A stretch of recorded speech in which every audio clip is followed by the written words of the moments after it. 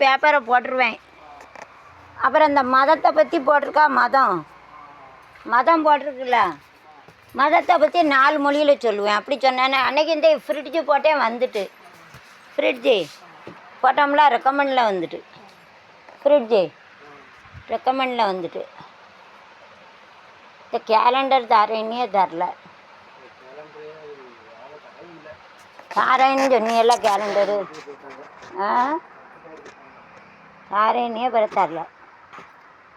Calendar தாரேன்னி எல்லாம் தரல. பிறகு திப்பிலி விழுதை நெய்யில் பக்குவம் செய்து